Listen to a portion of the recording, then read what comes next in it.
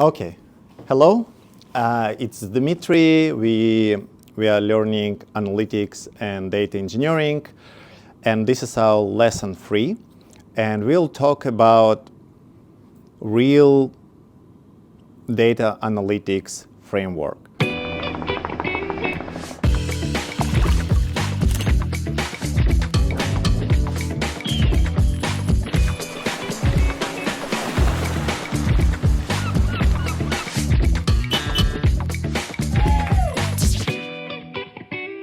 So because we had examples of my fictional online shop for selling t-shirts that very successful, have a bunch of different services used that complement the business and drive the value.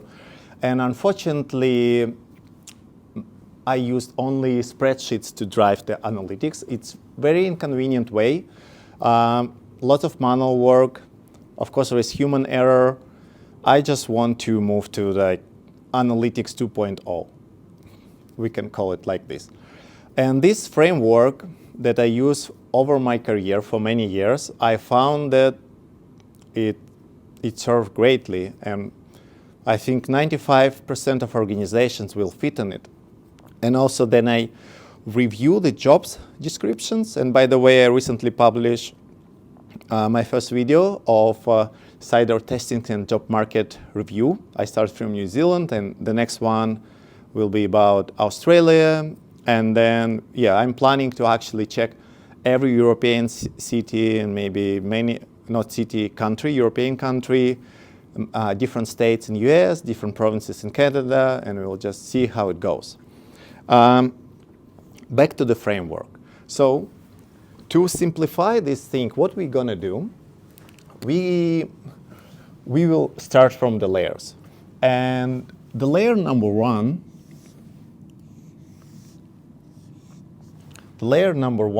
is source layer. So the source layer, it means all our source data things. And in many cases, it could be transactional databases, like call center or my backend database for the website.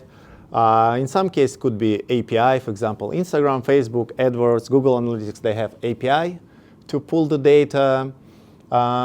For mobile applications data, I can have application logs.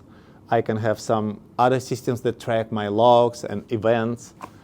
So that's why I want to put here maybe different databases I have. I can call them all OLTP. By OLTP means that the purpose of this database is like transactional database that logs some kind of transactions, orders, events.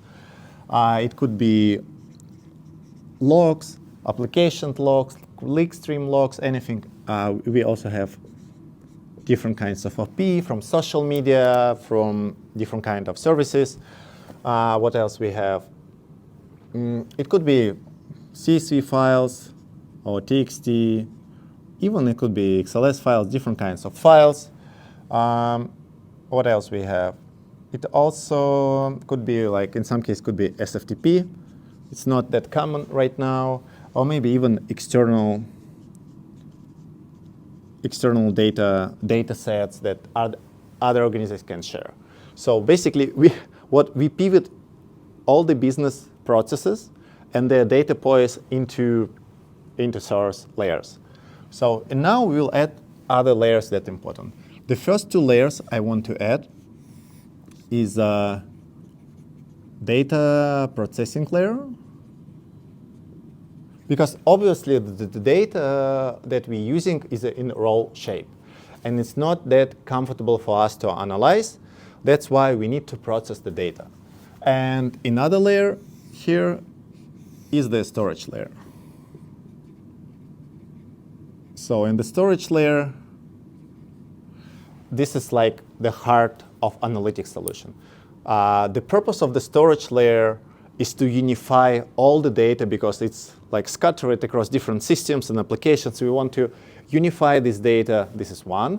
And second, because, for example, in digital marketing, we have the channel, like Facebook has the channel, Google AdWords has the channel, or maybe campaign name. But because Facebook and Google AdWords, they run by different companies, they obviously can, the campaign name or the channel name could have the different name. We want to have just one name, like channel name, campaign name, across everything. That's why we will transform and clean the data. Also, if you run the business internationally, I bet you have problems with the time zones, and this will actually help us to fix those problems as well. So, what we have here, storage layer. For the storage layer, let's talk about them. For data processing, usually, not usually, always, basically you have choice of two things. One of them is the batch, and another one is a stream. And I will talk more about batch, stream, and everything on Model 4. Then I will talk about data integrations and ETL. And about the streaming, I will talk in Model 10. So not soon. And the difference is, when we talk about the batch, it means we have the job that extract the data from the source systems once a day. Usually it's like every 24 hours. In some cases, it could be run every 6 hours or even every hour. And with also option for micro batch. For example, you run it every 15 minutes or even every minute. And stream is alternative. It means that you're running your data flow constantly. For example, we have the mobile application and it generates some kind of logs. And we set up the pipeline, the process, that will pick up events as soon as it happens here and save it somewhere in the system. So it's kind of like stream. The data will coming 24/7. Usually the streaming is more complicated than the batch. And I personally consider this is like advanced data engineering skill that I move later in my course. That's why, and based on my experience, like 80% of the projects, they good enough with the batch. That's why I decided let's first master the batch, learn the tools for the batch and like traditional data warehouse approach. And then you will be comfortable with this, then you will already have your job as a data engineer or data analyst. You can start deep dive into more complicated topics. So we're done with these and the storage layer. So for storage layer, you have a couple options. The option number one is data warehouse. So the data warehouse is similar idea as a transactional database. It even could be the same product. For example, very often for transactional database, we can use open source tools like Postgres, MySQL, on-premise or in cloud, or it could be SQL Server. We can use the same tools for data warehouse. The purpose will be different, and we will organize data differently. But the idea would be the same. It's just a database, relation database, where we use the SQL to query the data, and we will learn about databases and the SQL on the Model 2. Anyway, so the data warehouse, it's just like, you can think about this big database. Of course, there are different kinds of data warehouse. There are analytical data warehouses that I will talk about on the Model 6, like Snowflake, BigQuery, Redshift, Synapse, SQL, Synapse dedicated pool, and there are many other. So, and they all analytical databases or data warehouses. Often they have distributed compute engines. And some of them even decouple storage and compute. I don't want to go in technical details right now, but I promise you by the end of the course you will be comfortable with all those terms. I just want to focus on the ways how we can store the data. And usually it's data warehouse. What we have? So data warehouse is one, and alternative would be the data lake. So I will put the data lake. So idea of data lake, it is very different from data warehouse. And I will talk on future lesson about history of data analytics and data engineering, tools and terms, and you will see the difference between data warehouse and data lake. So, but this is just the idea. And there is pros and cons of use cases. And right now, probably since 2020, there is new concept lakehouse. So, and usually I will put here LK as a lakehouse. Idea of lakehouse is kind of like mix of data warehouse and database. And we have those layers. So the next layer I will put here as a business layer or presentation layer. And we will fill this layer with we could just use the single word BI, business intelligence. So the goal of business intelligence for us to connect the storage layer using the special software, business intelligence tools.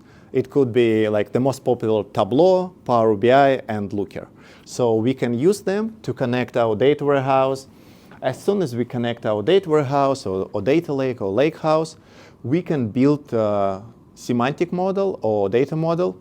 The purpose of semantic model and data model is kind of like translation of technical terms, because here we have table names, with short abbreviation, not yet super clear what's happening there. That's why the goal of BI to create it's like translator. So we take those technical things in storage layer in data warehouse, and we will create dimensions and measures. We'll learn about BI in the model 3 and about dimensions measures, but the idea is like just translation. You have your technical stuff in data warehouse or data lake, and then with BI you can brush these. You have the good namings, you have your revenue metrics, you have your marketing metrics, so everything should be clear for end users. And here we can put a bunch of tools. So BI could be like enterprise BI, it could be self-service BI. There is also option outside of BI, there is like just ad hoc queries. So I can put here just ad hoc. It means like Power users can use the SQL to query the database or even data lake. They can query and they can analyze the data in the way they're comfortable. So that's typical data analytics solution. And there are also a couple more things that I want to highlight. The one more layer, and this almost out of the scope for my course. It's like ML and AI layer. The goal of ML AI, it has many different goals. Because in some cases, machine learning pipelines, they can run on top of available data in your data warehouse. So it means you have some historical data, and then you use a supervised learning algorithm to, for example, do like what you can do, like classification, you can do forecasting, you can run regression, decision trees. So there are many things you can do with machine learning, and I decided to spend some time in the Model 11 about machine learning. Personally, I did work with machine learning teams. So, and my role as a data engineer was to prepare for them the feature store.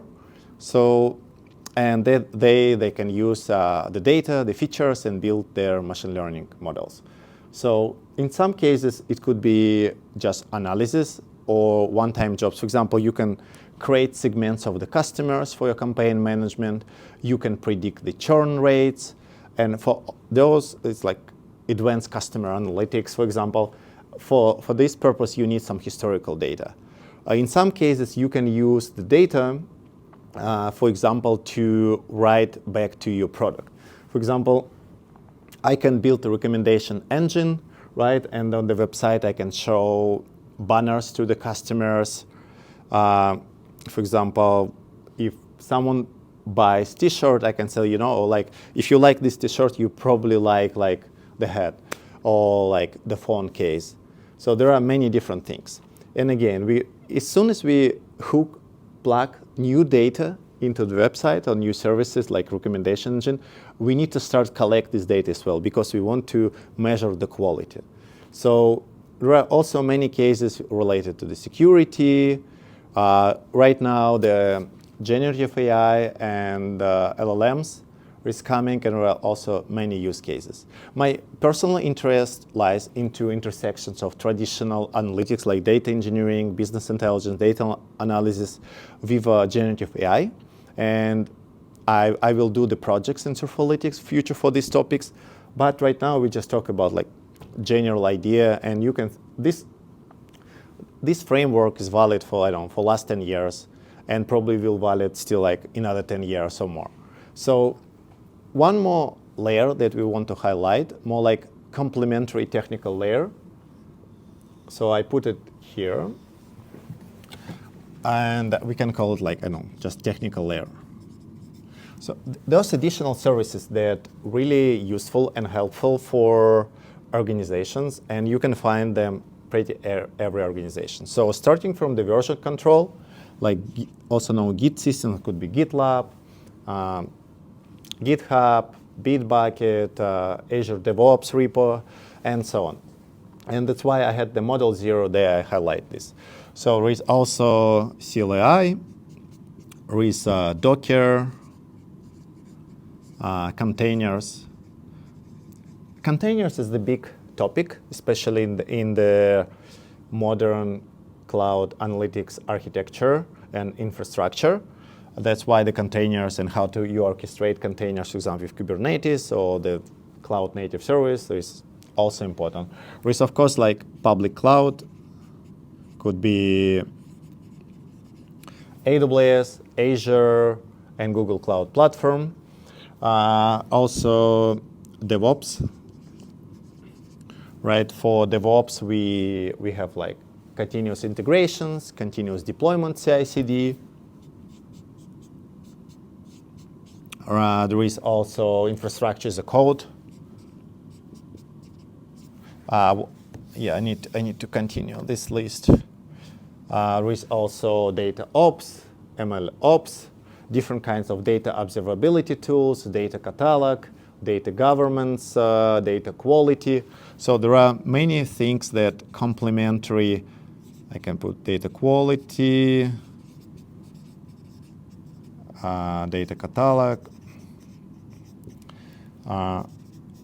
ML, data ops, data observability. Yeah, so and there's probably more things that we can put in this technical layer. Doesn't really matter right now, but these things is very important to build this successful thing. So because as I said, this could be like analytics 1.0, and this is analytics 2.0. That's where we take the business, we pivot this to the layers, and then I cover each of the layers. So probably the next topic, I will talk about the roles, and I will highlight specifically what roles we will cover in my course. Yeah, thank you.